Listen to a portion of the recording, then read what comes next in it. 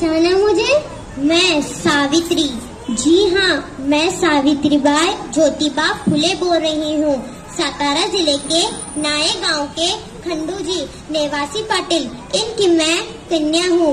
उम्र के 90 साल में ही ज्योतिराव गोविंदराव फुले इनसे मेरी शादी हुई, जिन्हें मैं शेठ जी कहती थी। मुझे भी शिक्षा मिलनी चाहिए, ये शेठ जी की बेहद ख्वाहिश थी, इसीलिए इन्होंने मुझे पढ़ना सिखाया। लेकिन मेरे हाथ ऐसे कपकपाते थे। इन्हीं कपकपाते हुए हाथों को शेठ जी ने थाम कर मुझे अक्षरों को लिखना सिखाया। मैंने पहला लफ्ज लिखा शेठ जी, और इसी तरह शेठ जी के 7वें घर वालों का वृद्ध होते हुए भी शिक्षित बन गई। 1 जनवरी, जी हाँ 1 जनवरी सन 1848 को पुणे के भीड़ बस्ती में सभी धर्म की लड़कियों के लिए पहली पाठशाला खोली। इस पाठशाला की मैं पहली शिक्षिका और पहली हेडमास्टर साहिबा भी बनी। शिक्षा ये शनि का दूध है, और ये शनि का दूध मैं अपने स्कूल के बच्चों को देना चाहती थी। भेड़ बकरियों की तरह जियोगे तो काम तमाम, लेकिन अगर शेरनी की तरह जियोगे तो होगा नाम। काम बहुत कठिन था, लेकिन हम ठहरे शिगरावे के माउलों के खानदान से। ऐसे डर जाना या पीछे हट जाना ये हमारे खून में भी नहीं था।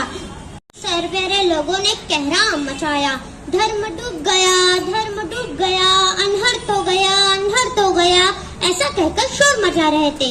मैं पूछती हूँ, एक आम इंसान को शिक्षा देने से कैसे डूब जाता है इनका धर्म? इतना खोखला, इतना कमजोर है इनका धर्म।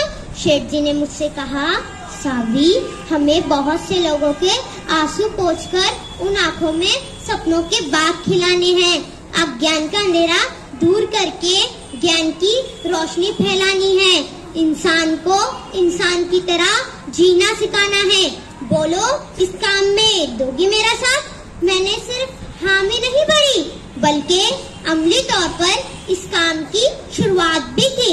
मैं जब स्कूल जाती थी, लोग मुझ पर कीचड़ फेंकते, तो कोई गोबर फेंकता, तो कोई गाली गलौज करता, लेकिन मैंने ये सब कुछ अपने बच्चों के लिए सहा। ऐसे ही एक दिन स्कूल जाते वक्त एक ढटिंगर मेरे सामने आया और कहने लगा, अरे ओ मास्टरनी, कहाँ चली? पीछे हटो, पीछे पीछे, हमारी लड़कियों को पढ़ाना बंद करो, नहीं तो हम तुम्हें कहीं का ना छोड़ेंगे। आदमियों का सब कुछ औरत की इज्जत पर आकर ऐसे रुक जाता है। शायद वो भूल गया होगा, मैं भी खंडू जी निवासी पाटिल की कन्या और शिवजी बाई पहलवान की पत्नी थी। ऐसा उठाया हाथ और दी उसके कान के नीचे। ऐसा घबरा कर खुद की ही बेइज्जती कर गर्दन झुकाकर वहाँ से चला गया। इसके बाद किसी ने मेरे रास्ते में आने की हिम्मत नहीं की। क्यों औरतों में सब कुछ सहना चाहिए? हर औरत को अपनी आबरू की रक्षा खुद करनी आनी चाहिए। और औरत किसी भी धर्म की हो या किसी भी जात की, अन्याय का शिकार हमेशा वही बनती आई है। किसी औरत का पति मर जाए तो वो सती हो जाना, इसके बाल मुंडवाना, इसे एक ही कमरे में कैद कर रखना। अरे इस औरत का पति मर गया तो इस औरत का क्या कसूर है? हर इंसान को, जी हाँ हर इंसान को जीने और खुश रहने का हक है। हमने आवाज उठाई और नतीजा सामने आया। रस्म के खिलाफ कानून बनाया। ऐसे कई चैलेंज हमारे सामने आए और उनको हल करते हुए हम आगे बढ़ते चले गए। हमने लड़कियों के लिए कॉलेज और यूनिवर्सिटी की बुनियाद भी डाली। आज मुझे बहुत फख्र महसूस होता है कि लड़कियां हर शोबे में अपनी कामयाबी का झंडा लगा रही है। आज ऐसा कोई शोबा नहीं है जहाँ पे लड़कियां काम नहीं कर रही है।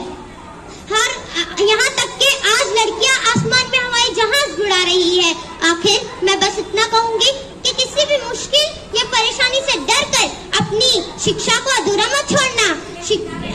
हिम्मत और बहादुरी से आगे बढ़ना। धन्यवाद।